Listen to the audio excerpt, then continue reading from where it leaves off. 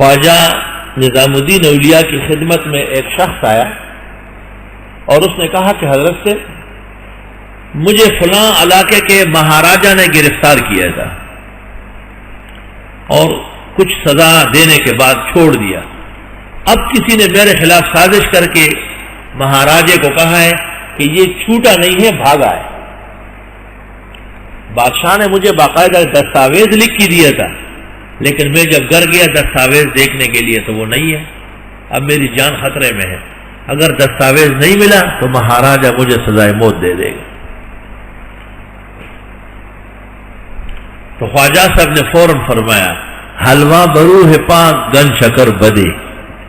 میرے شیخ اور استاد پیر طریقت محدث کبیر فرید الدین گن شکر کے ایصال ثواب کے لیے فقراء کو حلوہ کھلا دیں۔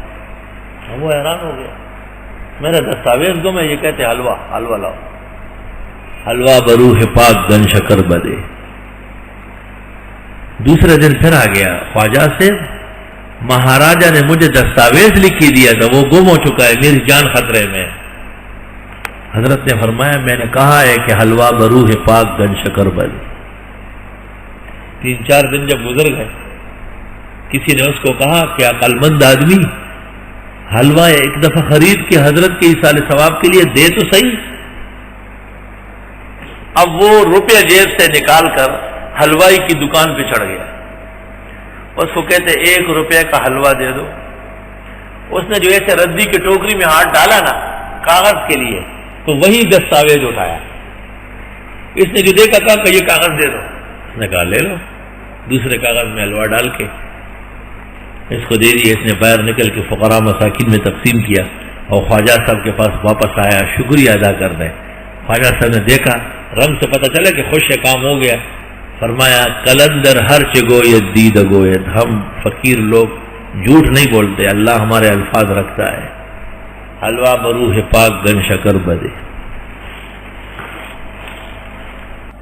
اللہ، ایک دوست یہاں اکثر موجود رہتے، آج فجر میں بھی موجود تھے۔ انہوں نے مجھے کہا کہ طالب علموں کے لیے گائے کاٹے۔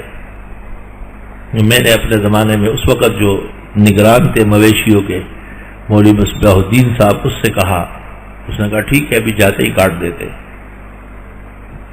شام کو اس نے مجھ سے پوچھا کہ آج گھر والی نے عجیب خواب دیکھا کہ ہم سب گاڑی میں بیٹھے ہوئے ہیں اور گاڑی زمین میں دھنس گئی اور زمین اوپر سے برابر ہو گئی۔ تھوڑی دیر بعد دیکھا تو ایک گائے آئی اور اس نے سینگوں سے گاڑی کو دھکے دینے شروع کر دیے۔ دیکھا گیا تو گاڑی باہر صاف ستھرے میدان میں زمین کے اوپر کھڑی ہے، اور یہ بیان کرتے ہوئے وہ ان کی آنکھوں سے آنسو گر رہے تھے کہ اتنا جلدی قبول ہوتا ہے۔ میں نے کہا اللہ جب عمل قبول کر لیتا ہے تو بہترین نتائج عطا فرما دیتے ہیں۔ اللہ اکبر۔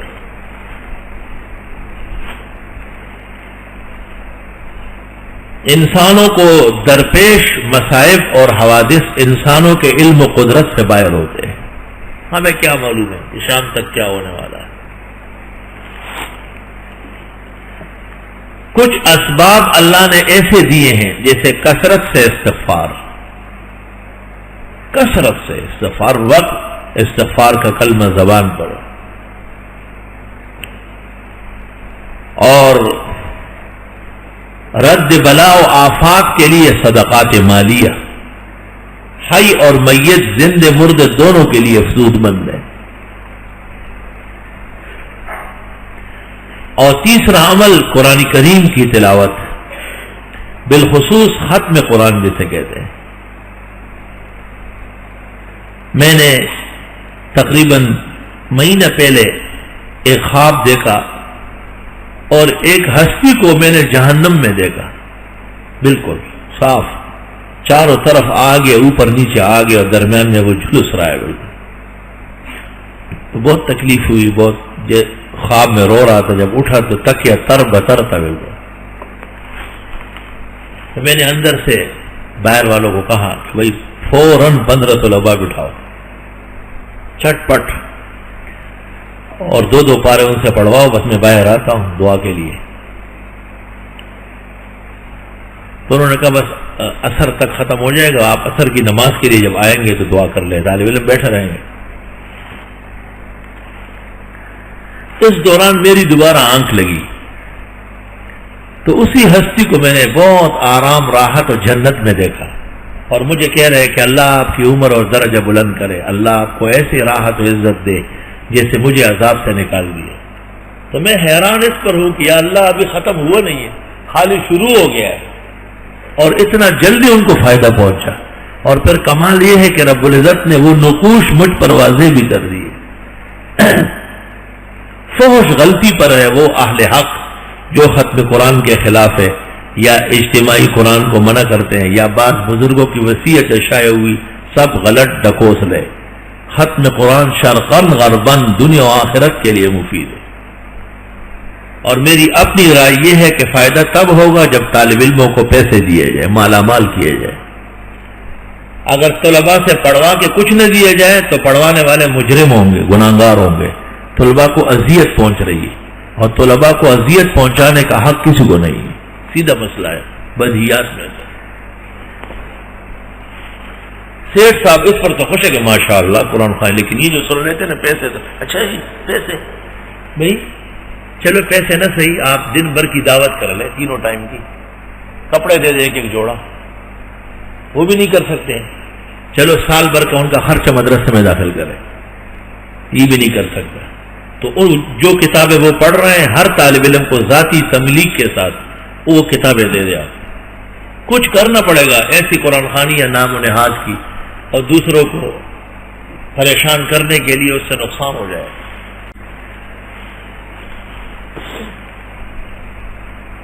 وَإِذْ قَالَ مُوسَىٰ لِقَوْمِهِ, یاد کرو جب فرمائے موسیٰ علیہ السلام نے اپنے لوگوں سے, إِنَّ اللَّهَ يَأْمُرُكُمْ أَن تَذْبَحُوا بَقَرَةً, بے شک اللہ تمہیں حکم دیتا ہے کہ کاٹو گائے.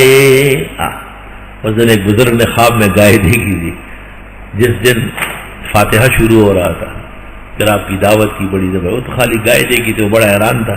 تو میں نے صرف گائے دیکھی ہے, میں نے کہا گائے کے سینگ بھی ہوتے ہیں, اس کے دم بھی ہوتی ہے, اس کے تھن بھی ہوتے ہیں, بریانی یہ وہ سب چیزیں ساتھ لگتی گئی. ایک گائے تو نہیں ہوتی, گائے کا بڑا ساز و سامان ہوتا ہے. قالوا وتتخذنا هزوا, انہوں نے کہا آپ اڑاتے ہیں ہمارا مذاق. دیکھیں ذرا گائے کاٹنے کا کہا نا, خالی قرآن خوانی کے قائل ہے. قال اعوذ باللہ ان اکون من الجاہلین, حضرت نے فرمایا اللہ کی پناہ کہ میں ہو جاؤں غیر بردبار لوگوں میں سے. جاہل جہل کبھی علم کا ضد ہوتا ہے اور کبھی حلم کا ضد ہے. یہاں حلم کا ضد ہے. حلم مطلب یہ ہے کہ ان کی لاش پڑی تھی, آدمی قتل ہو چکا تھا, قاتل چاہیے, حضرت نے فرمایا گائے کاٹو, گائے کاٹو. سبحان اللہ.